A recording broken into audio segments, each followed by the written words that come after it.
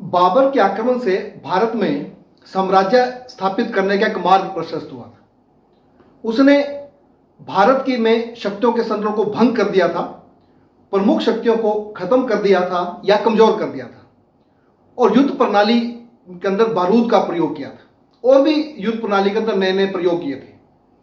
बारूद का प्रयोग शक्तिशाली राजा ही कर सकते थे और जिनके आगे कमजोर शासक टिक नहीं सकते थे। बाबर के आक्रमण ने राजपूतों की शक्ति को निर्णायक रूप से कमजोर कर दिया था, परंतु उनकी महत्वपूर्ण चुनौती अफगान अभी शेष थे। ये अफगान बिहार और बंगाल के अंदर एक महत्वपूर्ण शक्ति थे। घाघरा के युद्ध के बाद इनके ऊपर दबाव तो बना था, परंतु 1530 ईस्वी में बाबर की मृत्यु के बाद एक बार फिर शक्ति शून्यता की स्थिति पैदा हो गई, पावर वैक्यूम पैदा हो गया। आप इस सारी घटनाक्रम को अगर आप डिटेल में देखना चाहते हैं तो हिस्ट्री वाले आ जाओ चैनल के अंदर भारत के अंदर मुगल साम्राज्य की स्थापना जो वीडियो है आप उसको देख सकते हैं। आप इस चैनल को सब्सक्राइब भी करें। हम इसमें व्यक्तियों की भूमिका को देखते हैं।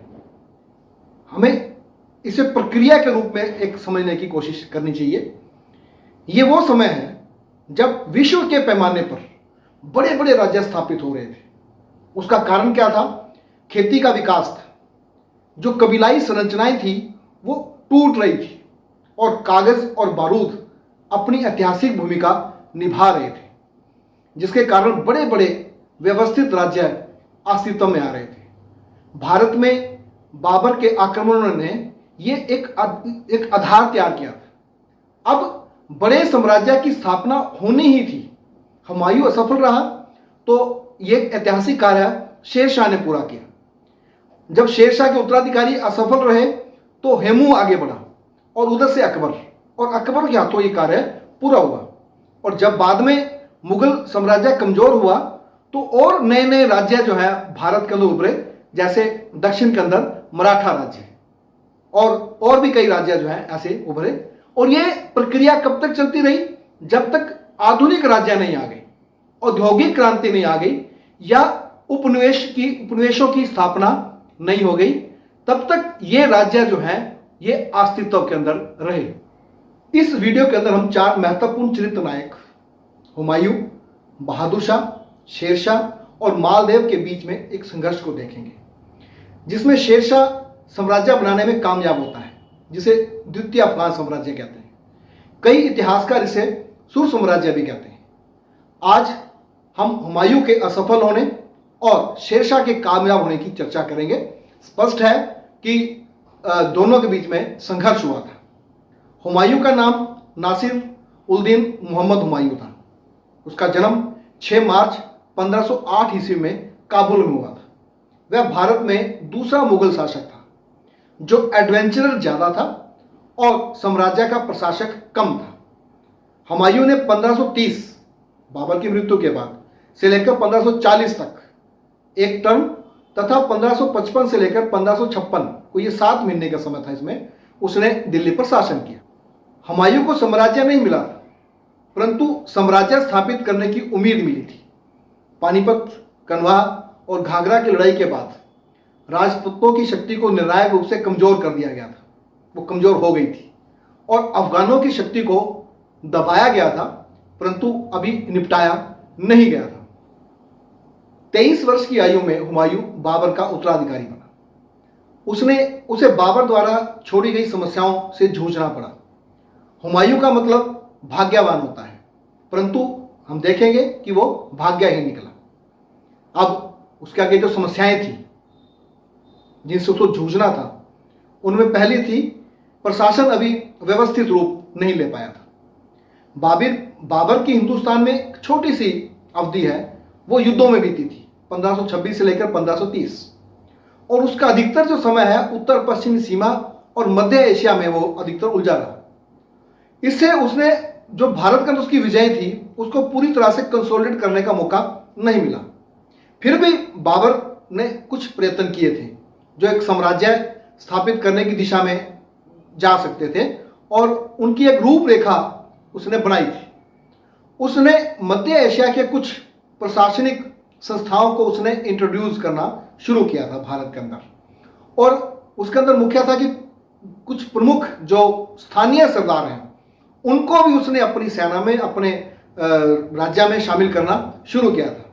उसने लाहौर और जौनपुर के अंदर टकसाल शुरू की थी सिक्के बनाने के लिए, और आगरा से लेकर काबुल तक का जो रास्ता है उसको उसने सुरक्षित करने का प्रयास किया था। पर लेकिन हुमायूं के सामने, हुमायूं इतना दूरदर्शी नहीं था कि वो इस समस्याओं को निपटाकर आगे बढ़ पाता। अब राज्य की दूसरी जो समस्या थी, राज्य की वित्तीय स्थिति बिगड़ी हुई थी। बाबर अपना सारा धन जो है अपने वेगों, सेनापतियों और सैनिकों में बांट देता था। जैसे पानीपत का युद्ध जीतने के बाद जब बाबर आगरा पहुंचा तो उसे सारा धन बांट दिया। तो उसने राजकुमारों, कुलीनों, अफगानों, हजारा, अरब और बलूच जो समूह थे उनको, व्यापारियों को, उसने हर उस व्यक्ति को धन दिया जो उसके साथ आया था। उसने Kabul, Samarkand, Khorasan, Kashgar, Iraq, Mecca, Medina में गिफ्ट भेजे। अब बाबर का यहां पे कलंदरी स्वभाव तो दिखता है, परंतु राज्य की वित्तीय स्थिति इससे मजबूत ना हो पाई। तीसरी समस्या थी तैमूरी परंपरा थी। राजा की मृत्यु होगी तो उसका राज्य जो है वो उसके बेटों में बांटा जाना था। अब हुमायूं के 3 भाई थे, कामरान, अस्करी और हिंदल। कामरान को काबुल और कंधार का क्षेत्र दिया गया था। संभल का क्षेत्र अस्करी को दिया गया था। अलवर हिंदल को दिया गया था। हुमायूं और उसके भाइयों के अंदर आपसी विश्वास की कमी थी। वो एक दूसरे पर विश्वास नहीं करते थे। हुमायूं को यह डर था कि उसके भाई कहीं विद्रोह ना कर दें। उसके भाई, उसके चचेरे भाई उसके विरोधी थे और दुश्मन से इकट्ठे लड़ने के बजाय वो आपस में बंट जाते थे, जिससे उनकी शक्ति कमजोर हो जाती थी। और बार बार वो आगरा को खोने का डर जो है हुमायूं के ऊपर बना रहता था कि कहीं आगरा ना खो जाए। चौथी जो समस्या थी, राजस्थान, गुजरात और बिहार, बंगाल में नई शक्तियां उभर रही थी। हुमायूं के सामने ये 2 चुनौतियां थी। एक, गुजरात के अंदर बहादुर शाह अपनी शक्तियों और महत्वाकांक्षा को बढ़ा रहा था। बहादुर शाह 1526 ईस्वी में गद्दी पर बैठा था। हुमायूं के शासन के पहले 5 वर्षों में उसने अपनी शक्ति को बढ़ा लिया। मालवा और राजपुताना के अंदर जो शक्ति शून्यता की स्थिति थी उसका उसने फायदा उठाया और मालवा को अपने अधिकार में ले लिया और एक ताकत बन गया। उसको पुर्तगालियों से उसको समस्या का सामना करना पड़ता था। पुर्तगाली सूरत के आसपास शुरू में व्यापारिक शक्ति से वो राजनीतिक और सैन्य शक्ति की ओर बढ़ रहे थे। तो हुमायूं को जो बहादुर शाह है वो एक बड़ा खतरा था।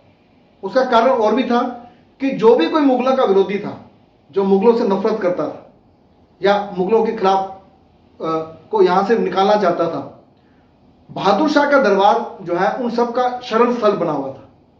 और दूसरा जो खतरा था वो था अफगानों का, शेर शाह के नेतृत्व में। अब शेर शाह भी शक्तिशाली हो रहा था, शक्तिशाली हो चुका था, और जो दूसरा खतरा है वो ज्यादा गंभीर था। जो 5वीं समस्या थी वो ये थी, बाबर के कुलीन उमरा जो थे वो हुमायूं को शासक बनाने के फेवर में नहीं थे। इसलिए उन्होंने बाबर का जो ब्रदर इन लॉ है ख्वाजा मेहंदी, उसको शासक बनाने की कोशिश की। यद्यपि वो कोशिश कामयाब नहीं हुई, परंतु एक संदेश, एक डायरेक्शन दिखा रही है हुमायूं के लिए कि हुमायूं के लिए ये समस्या है कि उसके जो अमीर उमरा हैं वो उसके ऊपर विश्वास नहीं करते। जनता जो है, छठा जो समस्या थी, वो मुगलों को बाहरी मानती थी, उनसे डरती थी। हुमायूं के विरोधियों को अपनी स्थानीय परिस्थितियों का सहयोग प्राप्त होता था, जबकि हुमायूं को स्थानीय परिस्थितियों का कोई सहयोग प्राप्त नहीं होता, उसकी जानकारी नहीं थी। 7वां, जो बाबर की सेना थी, उसकी सेना के जो अंदर योद्धा थे, जो अनुभवी और कुशल सैनिक थे, वो अधिकतर काबुल क्षेत्र के थे और उनकी स्वामी भक्ति बाबर के साथ थी। बाबर की मृत्यु के साथ ही वो वापस काबुल चले गए। फिर 8वीं जो समस्या थी वो ये थे कि बाबर ने जो अपना साम्राज्य है, जैसे जैसे वो जीतता चला गया, अपने कृपा पात्रों को, वो सैनिकों को, अमीरों को देता गया और उनकी स्वामी भक्ति जो है वो बाबर के साथ थी। बाबर की मृत्यु के बाद उन्होंने अपने आप को स्वतंत्र आचरण करना शुरू कर दिया। नौवीं, हुमायूं की अपनी व्यक्तिगत कमियां थी, वो सही समय पर सही निर्णय नहीं कर पाता था, वह कूटनीतिज्ञ नहीं था। और 10वीं, वह योजना नहीं बनाता था, एक काम को खत्म किए बगैर वह दूसरा काम शुरू कर देता था और आराम की तरफ जो है वो ज्यादा ध्यान देता था। अब हुमायूं के आगे ये समस्याएं थी। अब जब बाबर का राज्य उसके बेटों में बांटा गया तो यह भारत के इतिहास में एक नई घटना थी। मध्य एशिया के अंदर तो एक सामान्य परंपरा का हिस्सा था। चंगेज खां और तैमूर का जो राज्य है उसके बेटों में बांटा गया था। इस व्यवस्था में यह था कि हर पुरुष वंशज जो है वो सत्ता का बराबर का अधिकारी होता था और यह काम शांति से होता था क्योंकि परंपरा में था। अब तैमूर मंगोल परंपरा के अनुसार हुमायूं का जो है बाबर के राज्य को अपने भाइयों में बांट दिया। अब जब बाबर की मृत्यु हुई तब काबुल और कंधार जो है वो हुमायूं के छोटे भाई कामरान के पास था। कामरान गरीबी के मारे इस क्षेत्र से खुश नहीं था, इसलिए उसने मुल्तान और लाहौर पर भी कूच के और अधिकार कर लिया। हुमायूं कहीं और व्यस्त था और वह गृह युद्ध भी नहीं चाहता था, तो उसने उस क्षेत्र पर कामरान का अधिकार मान लिया और कामरान ने भी यह कहा कि वो हुमायूं के अधीनता में रहेगा, उसको अपना बड़ा भाई की तरह ही डील करेगा और उसको सहयोग करेगा। लेकिन कामरान की इस कार्रवाई से यह आशंका पैदा हुई कि हुमायूं के दूसरे भाई भी यही रास्ता अपनाएंगे। कामरान को पंजाब और मुल्तान देने के बाद यह फायदा हुआ कि हुमायूं पश्चिमी सीमाओं से उसकी चिंता से मुक्त हो गया। अब वह पूर्वी भारत पर ध्यान दे सकता था। हुमायूं का दूसरा भाई हिंदन को मेवात का क्षेत्र दिया गया था, जिसमें अलवर गुड़गांव के क्षेत्र थे, और अस्करी को संभल का क्षेत्र दिया गया था। यह खतरनाक सिद्ध हुई। खतरनाक इसलिए सिद्ध हुई कि जो तीनों भाई हैं वो अपने अपने क्षेत्र को मजबूत करने का काम कर रहे हैं और सबसे ज्यादा समस्या जब वो कामरान की ओर से आई। अब साम्राज्य विभाजित करने से क्या हुआ कि जो हुमायूं का राज्य है वो छोटा हो गया। कामरान से मतभेद व असहयोग के कारण मध्य एशिया से जो सामरिक या सैन्य सहायता मिलती थी, अनुभवी योद्धा मिलते थे, अब वो सहायता जो है हुमायूं को नहीं मिली। अब थोड़ा हम आगरा की एक सामरिक स्थिति का हम देखते हैं। आगरा के पड़ोस में ये बयाना, ग्वालियर, चित्तौड़, रणथंभौर ये महत्वपूर्ण केंद्र है। अब अगर चित्तौड़ के ऊपर किसी का अधिकार होता है, वहां पे अगर कोई ताकत इकट्ठा होती है तो उसका सीधा सीधा प्रेशर जो है वो आगरा पर पहुंचता है। इसलिए चित्तौड़ के ऊपर जो है या तो कमजोर शासक रहे या उसको विजयी किया जाए तो आगरा जो है वो सुरक्षित बचता है। इधर पूर्व की ओर कन्नौज, कालिंजर और चुनार ये इलाके जो है, अगर पूर्व से आगरा की ओर आना है तो इन रास्तों से आया जाता था।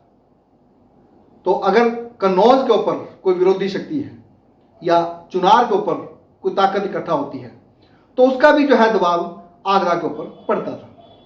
इधर पंजाब की तरफ हिसार, पानीपत, लाहौर, इधर से वो निश्चिंत था। अब ऐसे तो लाहौर में भी जब कोई विरोधी शक्ति आती थी तो सीधा उसके बाद उसका निशाना जो है वो दिल्ली, आगरा ही होता था, पर लेकिन अब इधर से वो निश्चिंत था। अब ये जो जगह के मैंने नाम बताए, ये यहां पर किले थे। अब किला जो है वो उस समय शक्ति का केंद्र था, लड़ाई ही किलों के लिए होती थी। अब किलों में क्या है, राजा के खाने पीने की चीजें हैं, खजाना है, युद्ध सामग्री है, इसलिए वहां उसके लिए युद्ध होते हैं। अब ये जो सामरिक स्थिति है आगरा की, इसको समझ के जो है हम अगली जो लड़ाइयां हैं हम उसको हम समझ पाएंगे। अब हुमायूं जो है अपना जो शासन शुरू करता है वो बुंदेलखंड के में से करता है। कालिंजर पर वो आक्रमण शुरू करता है। अब उसको मालूम है कि कालिंजर जो है वो बुंदेलखंड की कुंजी है, तो मई 1531 को वो कालिंजर के दुर्ग को घेर लेता है। अब यहाँ के जो राजपूत शासक हैं उनका अफगानों के साथ सहयोग है। ये जो घेरा है जून के अंतिम दिनों तक चलता है। अब इसी दौरान क्या होता है कि जो सुल्तान महमूद लोदी है, जो इब्राहिम लोदी का भाई था, उसके नेतृत्व में एक सेना बिहार को जीत कर वो जौनपुर में पहुंच जाती है। वहां पर वो अफगान इकट्ठा होना शुरू हो जाते हैं। अब जौनपुर के अंदर जो उस समय मुगल प्रतिनिधि है जुनैद बारला, ये उसको हरा देते हैं, वो हारकर वापस आ जाता है। अब हुमायूं जो है कलिंजर का घेरा छोड़कर आगरा आ जाता है और एक बड़ी सेना लेकर जो है वो जौनपुर की तरफ जाता है। गोमती नदी के किनारे 1532 ईस्वी में दोराहा एक स्थान है, वहां पर लड़ाई होती है जिसमें महमूद लोदी की हार होती है और वो हारकर उड़ीसा की तरफ भाग जाता है और उसके बाद वो ऐतिहासिक सीन पे हमें नजर नहीं आता है। अब ये हुमायूं की विजय बड़ी इंपॉर्टेंट विजय थी। महमूद लोदी को हराया था और वो सुल्तान अफगानों का वो नेता था, हमने घाघरा की लड़ाई में देखा था। अब इस विजय के बाद उसने एक दरबार आयोजित किया, उसने अपने सहयोगियों को पुरस्कार दिए, उनको धन दिया। अब इसके बाद उसने अपना ध्यान जो है कुछ मुगल विद्रोही थे उनकी ओर दिया, जैसे मोहम्मद जुमा मिर्जा और सुल्तान मिर्जा। हुमायूं ने उनको पराजित कर दिया और बयाना के दुर्ग के अंदर कैद कर लिया, लेकिन वो हुमायूं की प्रशासनिक कमजोरियों का फायदा उठाकर वहां से भागने में कामयाब हो गए। अब यह हुमायूं की भूल थी। अब उसने अपना ध्यान जो है वो चुनार की ओर लगा लिया। अब चुनार का जो किला है वो मिर्जापुर और बनारस के बीच के इलाके में यह प्रसिद्ध किला था। अब इस किले का जो कमांडर था वो शेर खान था, जो पूरब के अंदर अफगानों का नया नेता था। अब ये उसके साथ लड़ाई में उलझ गया। अब 1532 को जब उसने चुनार का घेरा डाला और 4 महीने तक उसको घेरे रखा और उसको सफलता नहीं मिली, तो उधर शेर खान जो है वो अपनी स्थिति को समझता था। वो समझता था कि हुमायूं को आमने सामने की लड़ाई में वो जीत नहीं सकता, इसलिए उसने हुमायूं के एक सेनापति हिंद बेग के साथ समझौते और संधि की बातचीत शुरू की। उसने स्वामी भक्ति का प्रदर्शन किया और जमानत के रूप में 3 मन सोना और अपने बेटे कुतुब खां को जो है हुमायूं के पास जमानत के रूप में भेजा। हुमायूं ने यह प्रस्ताव स्वीकार कर लिया, उसने घेरा उठा लिया। वास्तव में एक समस्या और आ रही थी, वो आगरा जल्दी पहुंचना चाहता था। उसका कारण क्या था कि गुजरात का जो बहादुर शाह है वो अपनी शक्ति को मजबूत कर रहा था। अब बहादुर शाह ने चित्तौड़ को घेर लिया था। जैसे मैंने पहले बताया, चित्तौड़ को घेरने का मतलब सीधा सीधा आगरा के ऊपर दबाव आना था। उसने राजपूत शक्ति को वहां तहस नहस कर दिया था। कहते हैं कि राणा सांगा की विधवा ने हुमायूं को राखी भेजी थी। अब चित्तौड़ को घेरने से आगरा के ऊपर दबाव आ गया। हुमायूं इस दबाव को कम करने के लिए वो आगरा से ग्वालियर पहुंचा। अब बहादुर शाह को लगा कि मुगल जो हैं यहां पर दखल देंगे, तो उसने राणा के साथ संधि की, कुछ हरजाना लिया और चित्तौड़ जो है राणा के पास ही रहने दिया और वापस चला गया। अगले 1.5 साल जो है हुमायूं दिल्ली के पास उसने एक नया शहर बसाने में उसने अपना समय लगाया। दीनपना नाम का शहर था। वह शानदार भोजन दे रहा है, वहां पर समारोह कर रहा है, उसमें वो व्यस्त है। इस दौरान जो उसके दोनों दुश्मन है बहादुर शाह और इधर शेर खान, ये मजबूत हो रहे हैं। बहादुर शाह ने तो अपनी स्थिति को मजबूत करते हुए मालवा, रायसेन, बीदर, खानदेश पर अधिकार कर लिया था। अफगान सरदार जो हुमायूं के शत्रु थे या दूसरे जो और शत्रु थे जैसे आलम खान, जुम्मन खान, ये सारे के सारे गुजरात में थे। अब जो 1534 में जब बहादुर शाह का विजय अभियान चित्तौड़ पहुंचा और साथ उसने क्या किया, इब्राहिम लोदी का चचेरे भाई तातार खां को सैनिकों और हथियारों की मदद दी, उसको आगरा पर आक्रमण करने के लिए भेजा। तातार खां को हुमायूं ने हरा दिया, उसको मार डाला गया। अब बहादुर शाह को दबाने के लिए 1535 ईस्वी में हुमायूं मालवा के लिए आगे बढ़ा। बहादुर शाह ने चित्तौड़ को छोड़ दिया। मंदसौर नामक स्थान पर दोनों सेनाओं में युद्ध हुआ। बहादुर शाह ने मंदसौर में बाबर की टेक्नोलॉजी को उसने प्रयोग किया। उसने छकड़ों, खाइयों, तुलुगमा पत्ती का अनुसार उसने युद्ध मोर्चा लगाया। हुमायूं को यह बात पता लगी। अब उसने सीधे आक्रमण की बजाय नहीं किया, उसने जो बहादुर शाह की सेना थी उसकी रसद काट दी। अब बहादुर शाह लंबे समय तक मोर्चा लगाने में समर्थ ना रहा और ना ही वो अब आमने सामने की लड़ाई लड़ सकता था। इसलिए उसने क्या किया, वो वहां से उसने मोर्चा हटाया और मांडू की तरफ चला गया। हुमायूं भी उसके पीछे पीछे मांडू पहुंच गया। उसने मांडू के किले को घेर लिया और स्थानीय विद्रोहियों की सहायता से मुगलों ने मांडू पर अधिकार कर लिया। अब बहादुर शाह जो है मांडू से चंपानेर चला गया। हुमायूं भी चंपानेर पहुंच गया।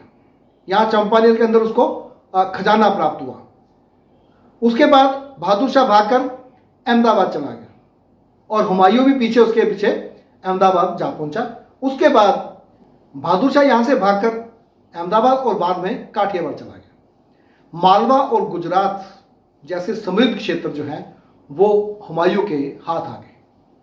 अब ये जो विजय थी बड़ी महत्वपूर्ण विजय थी अगर देखा जाए, पर यह स्थायी नहीं रही। उसने अपने भाई अस्करी को क्या किया, अहमदाबाद के अंदर प्रशासक बनाया और खुद मांडू आ गया। मांडू के अंदर उस समय मौसम अच्छा था, वो वहीं रुक गया और मौसम का आनंद लेने लगा। और इधर पीछे जनता ने विद्रोह करने शुरू कर दिए। बहादुर शाह के जो अमीर थे उन्होंने भी कार्रवाई करनी शुरू कर दी। इसका क्या परिणाम हुआ कि बहादुर शाह फिर से शक्तिशाली हो गया।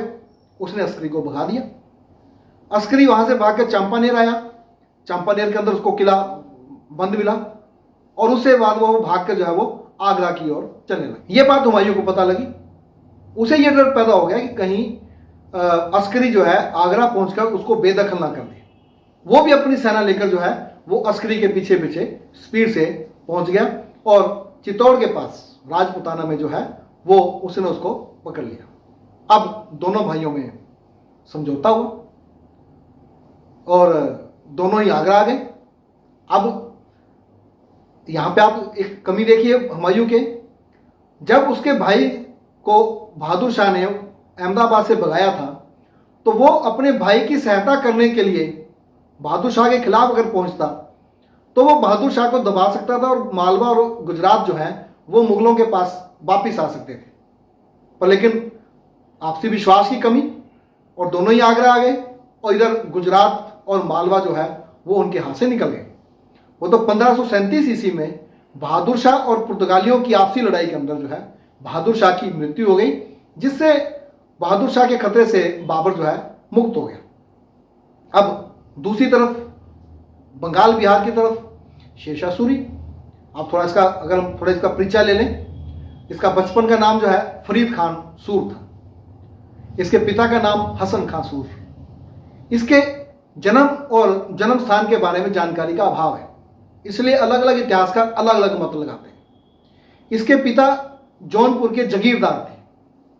जौनपुर का सुल्तान हसन खां के काम से बड़ा खुश था और उसको जो है उसने और नए जो क्षेत्र थे सहसराम, हाजीपुर, खवासपुर और टांडा की जो परगने थे उनकी व्यवस्था का काम सौंपा। और वहां पर सौतेली माता के व्यवहार से तंग आकर शेरशाह ने क्या किया, वो सहसराम छोड़ा और वापस जौनपुर आ गया। जौनपुर उस समय संस्कृति का केंद्र था, शिक्षा का केंद्र था और वहां पर फरीद ने अरबी फारसी का ज्ञान लिया, सिकंदरनामा, गुलिस्तां और बोस्ता जैसे ग्रंथों का अध्ययन किया। अपनी कुशाग्र बुद्धि के कारण, अपनी योग्यता के कारण वो जल्दी ही पॉपुलर हो गया। अब उसके पिता ने उसको सहसराम की जगीर जो है व्यवस्था करने के लिए दे दी। यहां उसने कृषकों की जो समस्याएं थी और उनको समाधान था जो उसको उसने नजदीक से देखा। 1518 को उसने सहसराम छोड़ दिया और दौलत खां लोधी की सेवा में चला गया पंजाब के अंदर। 1523 में उसके पिता की मृत्यु हो गई तो उसे उसकी जगीर का उत्तराधिकारी बनाया गया।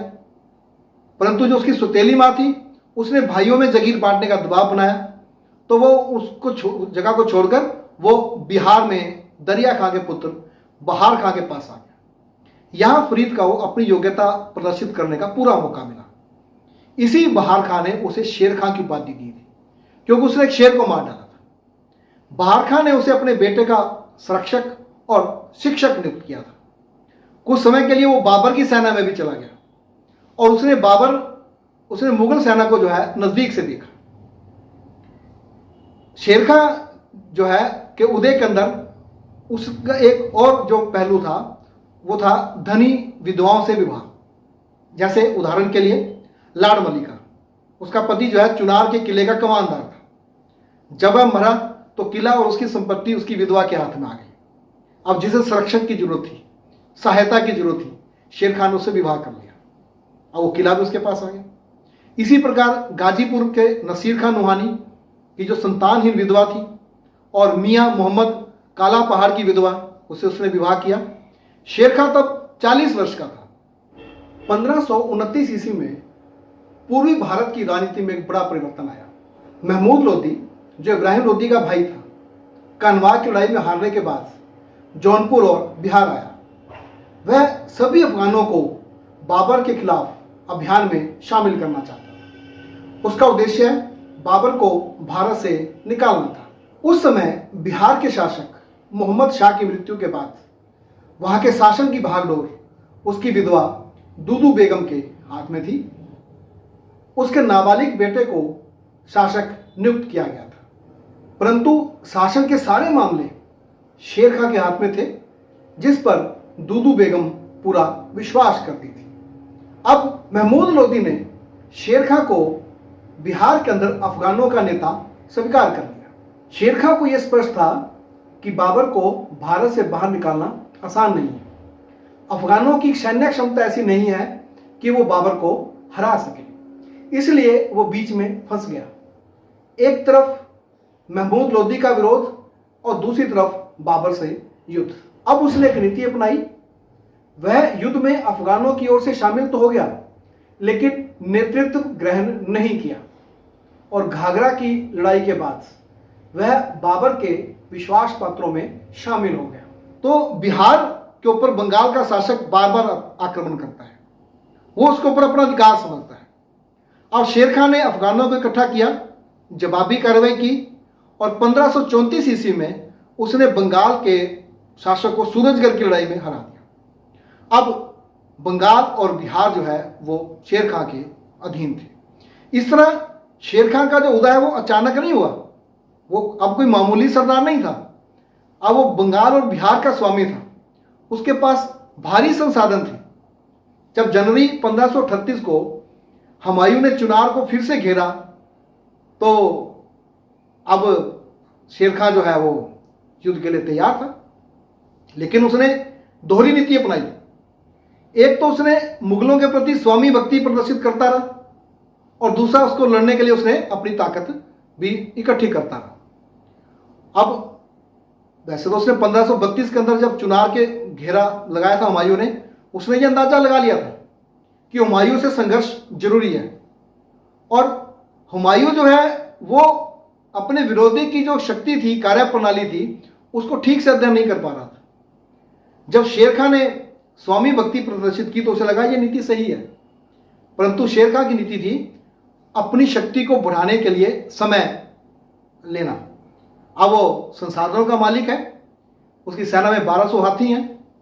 अब शेर खान ने अपनी शक्ति बढ़ाकर मुगल क्षेत्रों पर दबाव बनाना शुरू कर दिया।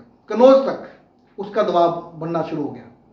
हुमायूं ने एक नई सेना तैयार करके शेर खान के खिलाफ अभियान की शुरुआत की और चुनार को घेर लिया। जुलाई 1537 को वह शेर खान के खिलाफ अभियान शुरू करता है। अब जो चुनार का किला है, शेर खान उसको एक योजना के अनुसार खाली कर देता है। खजाना जो है वो रोहताश के किले में भेज देता है और एक छोटी सी सैनिक टुकड़ी अपने बेटे जो कुतुब खान के अधीन वहां छोड़कर चला जाता है। अब ये धोखे की नीति थी, दुर्ग खाली था, मुकाबला नहीं करना था, लेकिन हुमायूं 6 महीने जो है उसको घेरे रखा। जब हुमायूं कामयाब हुआ तो इतने में शेर खान की जो वहां टुकड़ी थी वो भी वहां से भागी। अब जब हुमायूं किले के अंदर पहुंचा तो उसको कोई लाभ नहीं हुआ, उसका समय ही नष्ट हुआ था। शेर खान वहां रोहताश के किले से बंगाल चला गया, वो बंगाल की तरफ बढ़ गया। उसने गौड़ पर अधिकार कर लिया। अब इधर बंगाल का जो सुल्तान है महमूद, उसके ऊपर दबाव बढ़ गया। उसने हुमायूं से सहायता मांगी, हुमायूं ने उसे पूरा सहयोग का वादा किया और उधर शेर खान ने हुमायूं के साथ बातचीत भी जारी रखी। हुमायूं ने शेर खान को यह कहा कि वो गौड़, रोहताश और अन्य जो बंगाल के क्षेत्र है वो खाली कर दे, उसके हवाले कर दे। और शेर खान हुमायूं को कह रहे हैं कि वो उसको बिहार के सारे क्षेत्र देने को तैयार है, वो मुगल प्रतिनिधि बनने को भी तैयार है, साल के 10 लाख टका वो वार्षिक कर भी देगा, पर लेकिन हुमायूं को ये मंजूर नहीं था, क्योंकि वो बंगाल के सुल्तान के साथ को छोड़ने को तैयार नहीं था। दोनों में शांति वार्ता नहीं सिरे चढ़ रही है, शर्तें इस प्रकार से रखी जा रही है। अब हुमायूं आगे बढ़ा और उसने गौड़ पर पहुंच गया।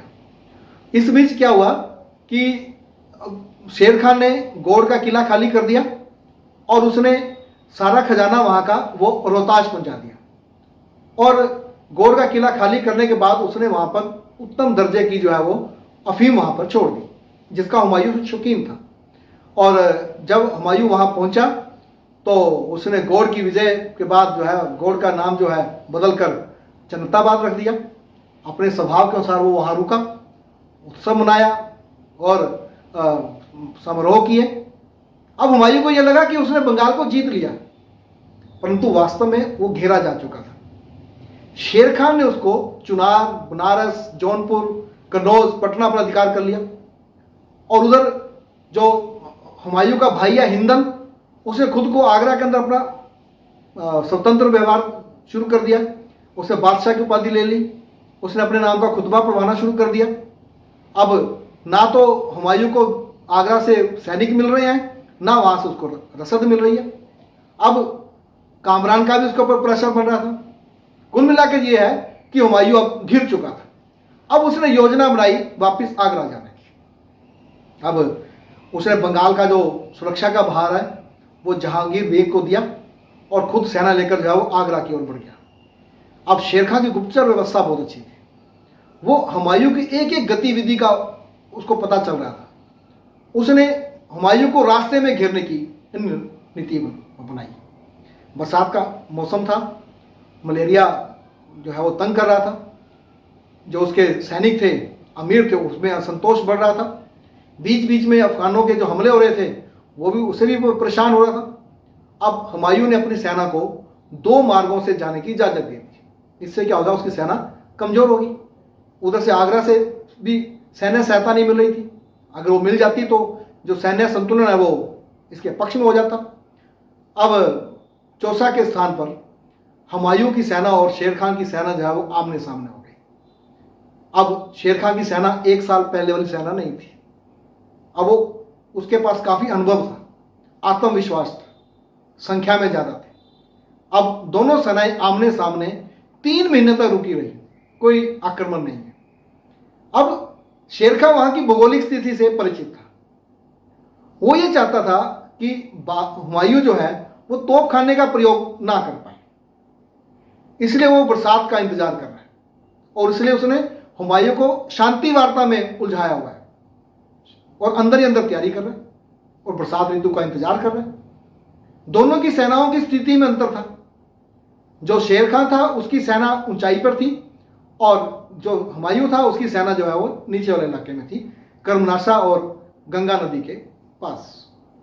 अब वो फंस गया वहां पर, उसको संभलने का मौका नहीं मिला। शेर खान बरसात का इंतजार कर रहा था। जून 1539 को बरसात शुरू हुई और जो हुमायूं का शिविर था उसमें पानी भरना शुरू हो गया।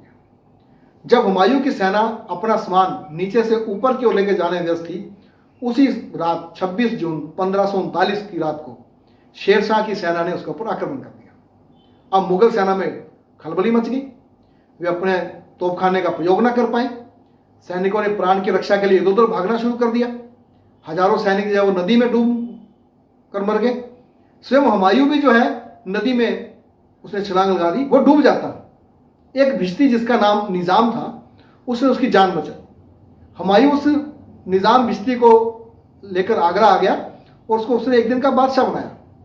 चमड़े के सिक्के उसने जारी किए। अब इस युद्ध के बाद शेर खान की प्रतिष्ठा बढ़ गई। हुमायूं की सेना के 8000 सैनिक मारे गए थे। उसकी 2 बेगमें और पुत्री भी इस हड़बड़ में मारे गए थे। अब शेरशाह को लूट का काफी माल प्राप्त हुआ। अब शेरशाह ने खान ने यहां पर शेरशाह की उपाधि ली और आगरा पर अधिकार करने की उसने योजना बनाई। और उधर चौसा से हताश और निराश हुमायूं आगरा पहुंचा। अब अगर तैमूरी शहजादे और अमीर एक हो जाते तो वो मुगल साम्राज्य को बचा सकते थे, परंतु उनमें विश्वास की कमी थी। अब विश्वास की कमी का आप अंदाजा लगाओ कि कामरान के पास एक मजबूत सेना थी, परंतु वो सेना को हुमायूं के नेतृत्व में देने को तैयार ना था, और हुमायूं अपनी सेना का नेतृत्व कामरान को देने को तैयार नहीं था। कामरान अपनी सेना को लेकर लाहौर चला गया वापस। अब हुमायूं ने सेना इकट्ठी की और शेरशाह को निपटने के लिए वो आगे बढ़ा। उसके भाई हिंदल और अस्करी उसके साथ थे। उधर शेरशाह भी हुमायूं का पीछा कर रहा था। उसने चारों तरफ से हुमायूं को घेरने की योजना बनाई। ईसा खां को गुजरात और मांडू की तरफ से, उसका पुत्र कन्नौज की तरफ से, और वो खुद बिहार की तरफ से युद्ध के लिए आगे बढ़े। हुमायूं ने कन्नौज की तरफ बढ़ने का निर्णय लिया और उसका भाई हिंदल और अस्करी भी उसके साथ थे। कुतुब खां के साथ मुकाबला हुआ, जिसमें कुतुब खां मारा गया। अब हुमायूं की सेना में जोश आ गया, उसका उत्साह बढ़ गया। उसकी सेना की संख्या भी बढ़कर 90,000 हो गई। अप्रैल 1540 में हुमायूं और शेरशाह की सेना जो है फिर आमने सामने आ गई। यहां पर हुमायूं ने एक गलती की।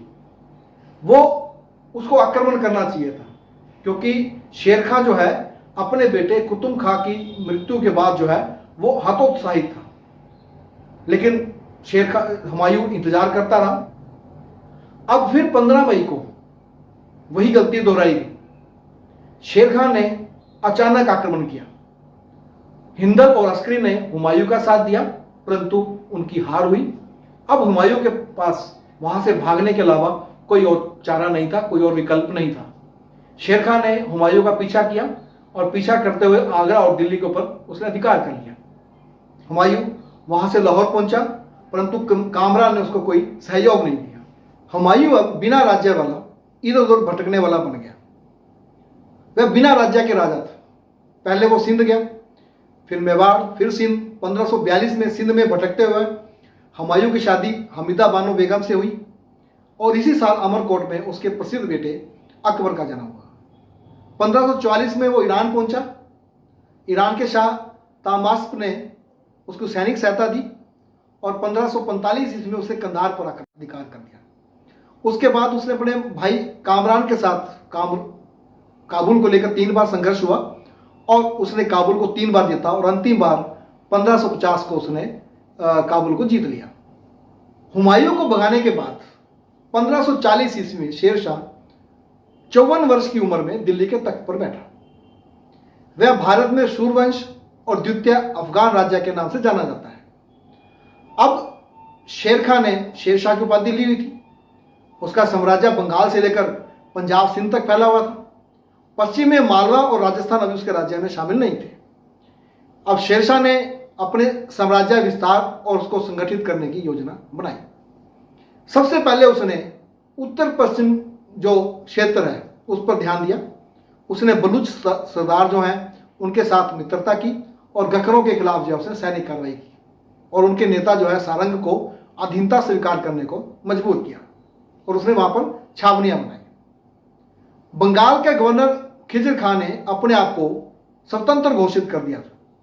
शेरशाह ने खुद सेना ली और वहां जाकर खिजर खां को उसके पद से हटाया।